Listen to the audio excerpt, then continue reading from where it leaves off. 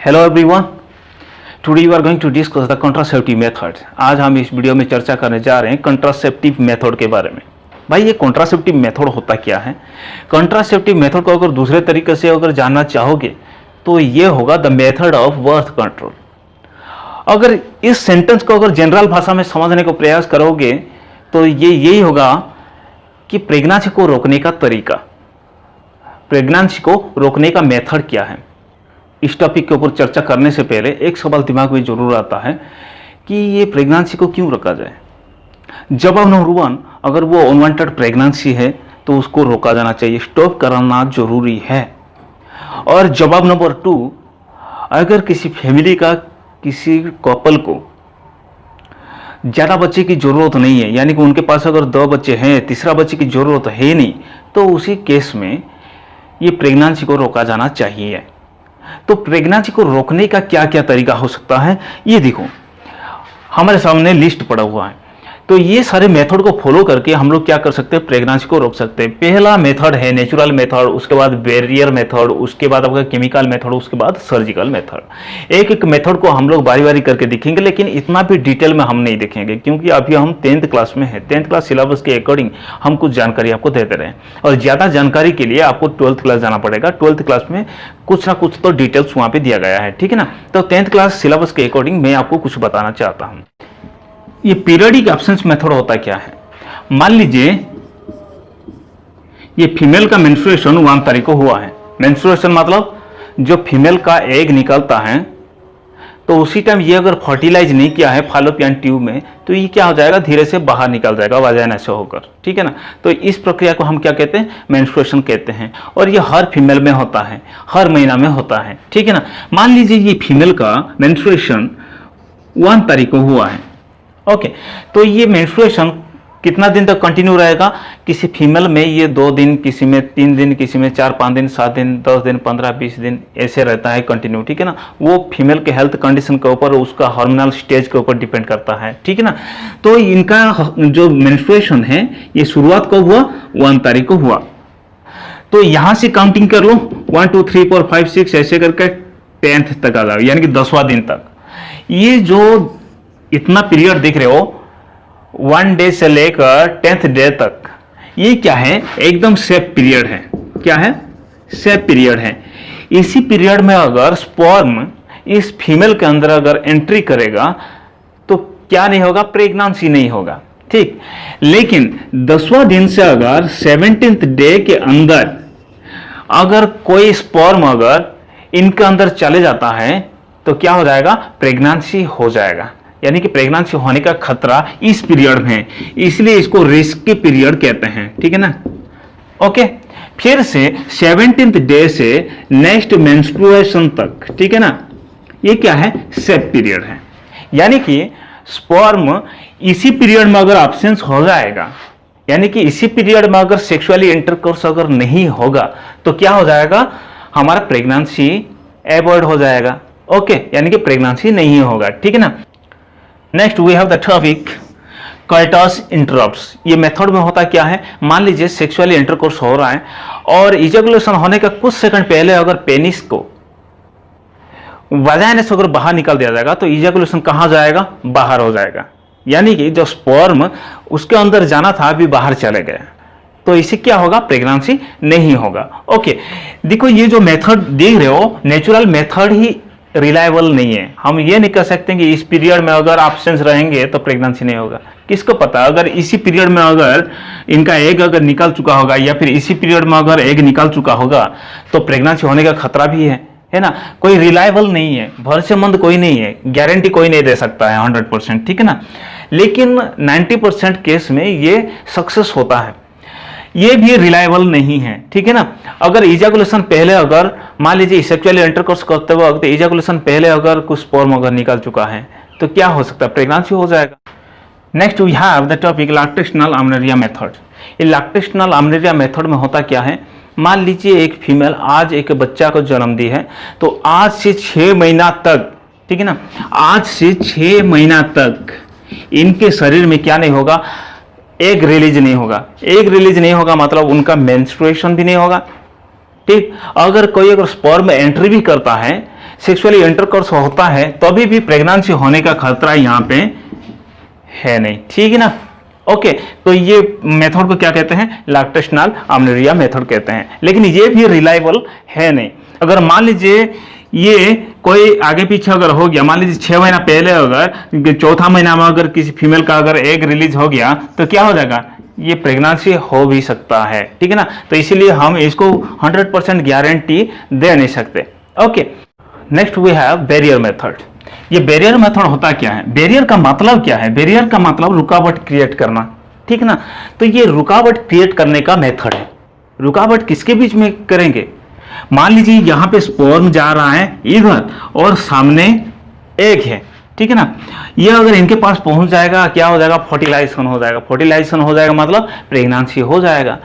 तो इनके बीच में अगर कोई रुकावट क्रिएट कर देंगे, कोई चीज अगर लाकर रख देंगे तो क्या हो जाएगा, स्पर्म यहाँ तक पहुंच नहीं पाएगा।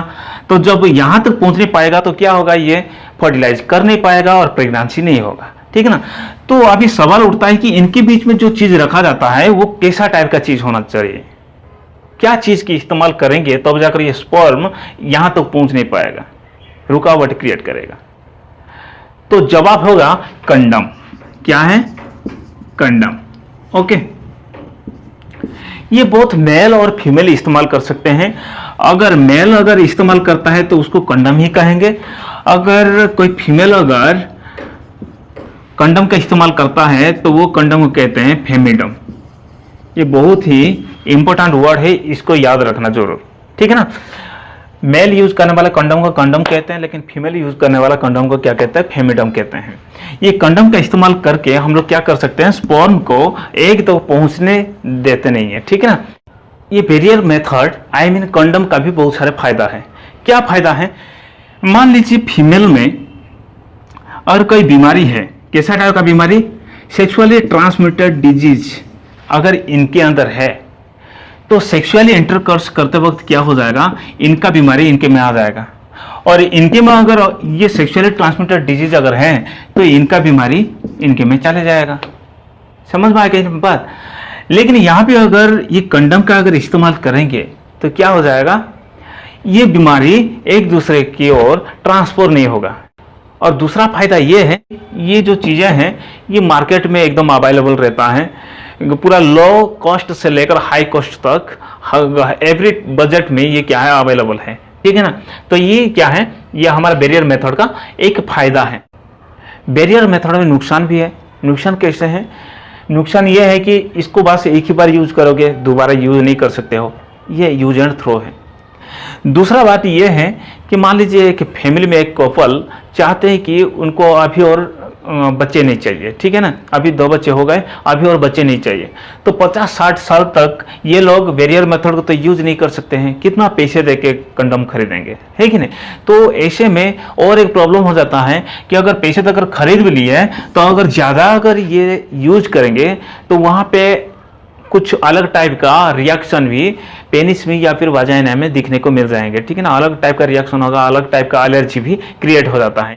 इस बैरियर मेथड के अंतर्गत और एक मेथड आता है, वो है सर्वाइकल कैप। ये बस फीमेल ही इस्तेमाल कर सकती है, एकदम कंडम की तरह ही है, फेमिडम की तरह ही है। लेकिन ये कहाँ पे इस्तेमाल होता है, इस सर्विक्स में इस्तेमाल होता है, ठीक है ना, सर्विक्स में इस्तेमाल होता है। सर्विक्स में कैसे इस्तेमाल होता है भाई, ये जो रास्ता को ना, ये सर्विकल कैप लेकर कवर कर दिया जाता है। तो जब कवर कर दिया जाता है तो उसी टाइम इधर से जितना भी स्पर्म आए वो स्पर्म क्या नहीं कर पाएगा, ये सर्वाइकल केव को तोड़ के आगे जा नहीं पाएगा, यानी यूटरस तक तो जा नहीं पाएगा, और फॉलोपियन ट्यूब की बात तो छोड़ दो, ठीक है ना। तो यहाँ पे क्या होगा, ये वाजाइना में ही स्टोर हो जाएगा स्पर्म्स। तो जब इसको सर्वाइकल केप को निकालेंगे तो उसी टाइम क्या हो जाएगा, ये सारे के सारे स्पर्म इनके साथ बाहर निकल जाएंगे। तो अभी क्या होगा, स्पर्म यहाँ नहीं गया है तो अभी फर्टिलाइज भी नहीं होने वाला है, यानी कि यहाँ पे प्रेगनेंसी होने का खतरा ही नहीं है। समझ में आ गई ना बात। तो यहाँ पे एक प्लस पॉइंट है कि ये जो सर्वाइकल कैप है ना, ये सर्विकल कैप एक्चुअली 2-3 बार यानी कि रीयूज भी किया जा सकता है, ठीक है ना। यानी कि ये फेमिडम से अच्छा ये सर्वाइकल कैप है। Okay, next we have chemical methods. ये केमिकल मेथड में होता क्या है, ये केमिकल मेथड के अनुसार एक फीमेल को कुछ केमिकल्स टैबलेट के थ्रू से शरीर के अंदर लेना होता है, ठीक। वो केमिकल क्या करेगा, प्रेगनेंसी होने नहीं देगा, ठीक ना। ऐसी कुछ टैबलेट का नाम यहाँ पे मैं लिख देता हूँ, मालाडी, उसके बाद साहेली। ओके, तो ये दो टैबलेट मार्केट में इजीली अवेलेबल होता है और ये बहुत ही कम कीमत में मिल जाएगा, 50-60 रुपया में मिल जाता है, ठीक है ना। और इसको इस्तेमाल करके क्या है, प्रेगनेंसी को हटा सकते हैं, ओके, यानी कि प्रेगनेंसी से बच सकते हैं। ये तो रहा हमारे टैबलेट के बारे में बात। और ये टैबलेट को हम कंट्रासेप्टिक पिल भी कहते हैं, ठीक है ना, कंट्रासेप्टिक पिल्स भी कहते हैं, ओके। तो ये तो रहा टैबलेट के बारे में। तो अभी और एक चीजें हैं केमिकल मेथड में, वो है कॉपर टी। क्या है, कॉपर टी। ये कॉपर टी क्या होता है, एक टी शेप का डिवाइस है, टी शेप का इंस्ट्रूमेंट है जो कि कॉपर और प्लास्टिक से बना हुआ होता है। उसको लेकर क्या किया जाता है, फीमेल का यूटेरस में उसको इंसर्ट कर दिया जाता है। तो जब यहाँ पे आप चित्र देखो, पहले एक वीडियो देख लो।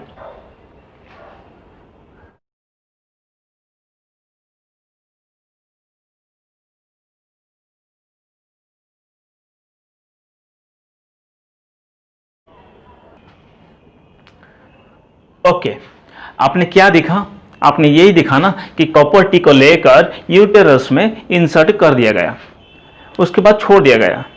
अभी यूटेरस में वो कॉपर टी अपना काम कर देगा, ठीक है ना। ये कॉपर टी किससे बना है, कॉपर से और प्लास्टिक से बना हुआ है, ठीक है ना।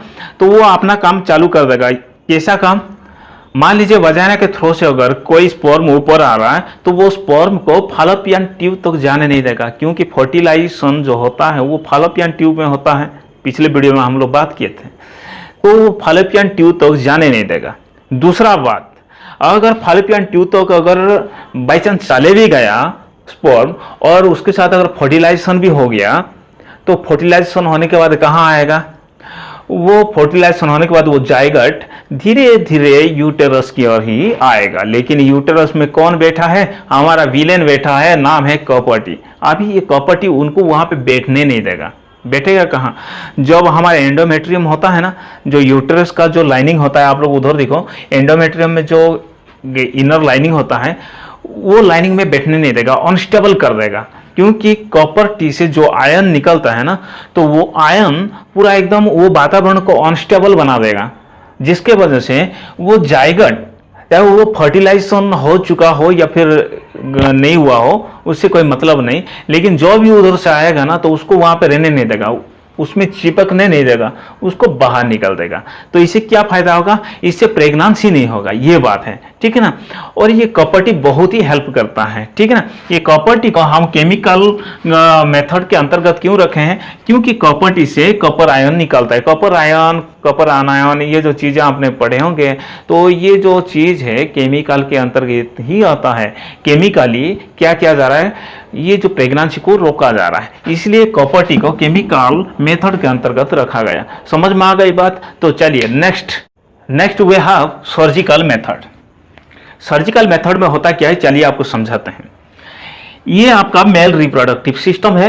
मेल रिप्रोडक्टिव सिस्टम में क्या क्या है, यहाँ पे पेनिस है, यहाँ पे टेस्टिस है, और यहाँ पे वास डिफरेंस है, और कई सारे यहाँ पे ऑर्गन्स है, जिसके बारे में हम अभी चर्चा नहीं करेंगे। इसके बारे में हम लोग दूसरे वीडियो में चर्चा कर चुके हैं। जो उस वीडियो को नहीं दिखा होगा, उस वीडियो को देख लेना जरूर। उस वीडियो का लिंक मैं इस वीडियो का डिस्क्रिप्शन में दे दूंगा, ओके। तो मेल रिप्रोडक्टिव सिस्टम में स्पर्म कहाँ बनता है, टेस्टिस में बनता है। टेस्टिस में बनने के बाद ये वास डिफरेंस ट्यूब से होकर ये क्या करेगा, बाहर निकलेगा। तो ये सर्जिकल मेथड में क्या होता है कि ये वास डिफरेंस को काट के अलग कर दिया जाता है, डिस्कनेक्ट कर दिया जाता है। डिस्कनेक्ट कर देंगे तो क्या होगा कि ये जो सेक्सुअली इंटरकोर्स तो होगा, इसका काम तो चलता रहेगा, ठीक है ना। लेकिन यहां से जो स्पर्म इजैकुलेशन प्रोसेस में बाहर निकालना था, वो अभी निकाल नहीं पाएगा। क्यों, क्योंकि हम लोग इसमें ये जो सेक्शन को काट के डिस्कनेक्ट कर चुके हैं। समझ में आ गई ना बात। जब यहां से स्पर्म आ ही नहीं पाएगा बाहर, तो अभी क्या है, प्रेगनेंसी होने का खतरा है ही नहीं है, खत्म है कि नहीं। तो इस प्रकार का प्रक्रिया को, यानी कि वास डिफरेंस को जो काट के हम लोग सर्जरी करते हैं, तो ये प्रक्रिया को कहते हैं वैसेक्टोमी। ओके, ये प्रक्रिया को क्या कहते हैं? वैसेक्टोमी कहते हैं। उसके बाद यहाँ फीमेल में आ जाओ, ये क्या है? फीमेल रिप्रोडक्टिव सिस्टम है। फीमेल रिप्रोडक्टिव सिस्टम में कई सारे पार्ट्स अवेलेबल होते हैं, लेकिन मैं उस पार्ट का नाम यहाँ पे नहीं लिखा हूँ और उस पार्ट को मैं नहीं दिखाया हूँ, ठीक है ना।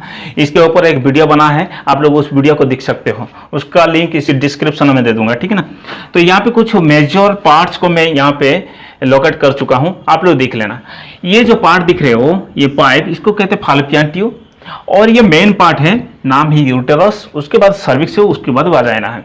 ओके, तो अभी ये जो एग निकलता है, कहां से निकलता है? ओवरी से निकलता है। ओवरी दोनों तरफ सिचुएटेड रहता है इस लोकेशन में, ठीक ना। यहां से एग निकलता है या फिर इधर से एग निकलता है। ओके, तो निकालने के बाद यहां पे फर्टिलाइजेशन होता है। ओके, तो अभी क्या है ना कि ये जो सर्जिकल मेथड में जिसको बच्चा नहीं चाहिए, ठीक है ना, जिसको बच्चा नहीं चाहिए, तो वो क्या करेगा? सर्जिकल मेथड में ये पोर्शन को कटवा लेगा, ठीक है ना। सर्जिकल मेथड में फॉलोपियन ट्यूब को काट दिया जाता है, इधर भी काट दिया जाता है, ठीक है ना। जब इसको काट के डिस्कनेक्ट कर दिया जाता है, किसके किसके बीच में डिस्कनेक्ट कर दिया जाता है? ये जो ओवरी और यूटेरस के बीच में, ओवरी और यूटेरस के बीच में क्या है? डिस्कनेक्ट कर दिया जाता है। डिस्कनेक्ट के वजह से ही यहां से जो भी एग रिलीज होता है, तो वो एग यहां तक पहुंच नहीं पाता है। समझ में आ गई ना बात? अगर यहां तक भी आ गया ना, तो इधर से कोई स्पर्म जाएगा तो ये स्पर्म यहां तक पहुंच नहीं पाएगा। बात समझ में आ गई? जब स्पर्म पहुंच नहीं पाएगा एग तक, तो क्या नहीं होगा? वहां पे फर्टिलाइजेशन होगा ही नहीं, प्रेगनेंसी का कोई खतरा है नहीं, ठीक है ना। तो इसमें जो हम फॉलोपियन ट्यूब को काट के डिस्कनेक्ट करा रहे हैं, प्रेगनेंसी से बचने का एक उपाय ढूंढ निकाले हैं, इस प्रक्रिया को कहते हैं ट्यूबेक्टोमी। क्या कहते हैं? ट्यूबेक्टोमी। ऑलरेडी हम लोग बहुत सारे मेथड्स देख लिए हैं प्रेगनेंसी को रोकने के लिए, लेकिन एक कंडीशन आपको बताता हूं कि मिस्टेकनली सेक्सुअली इंटरकोर्स के वक्त अगर स्पर्म वाजाइना के अंदर अगर एंट्री कर जाता है, तो ये बहुत ही खतरा है प्रेगनेंसी होने का, ठीक है ना। तो ये प्रेगनेंसी से बचने के लिए आपको एक बेसिक आइडिया में दे देता हूं। ये सब कुछ टैबलेट्स का नाम है, कुछ कैप्सूल्स का, पिल्स का नाम है, जो है कि अनवांटेड 72, आई फील, सेलार 72, नोविल पिल, ठीक है ना। ये सब क्या है? टैबलेट्स का नाम है। इसको 72 आवर्स के अंदर अगर यूज कर दोगे ना, तो प्रेगनेंसी नहीं होगा। ओके, प्रेगनेंसी का खतरा ही नहीं रहेगा। और एक बात कि मान लीजिए एक फीमेल को पता चला है कि उनके अंदर प्रेगनेंसी का सिचुएशन क्रिएट हो चुका है, वो भी 1-2 महीना हो गया, तो उसी केस में क्या करोगे? ये सब दवा तो काम नहीं करेगा, वो 72 घंटे के लिए है। लेकिन अभी 1-2 महीना हो गया है और वो भी पॉजिटिव निकल रहा है, प्रेगनेंसी हो चुका है, तो उसी क्षेत्र में क्या करेगा? उसी केस में क्या किया जा सकता है?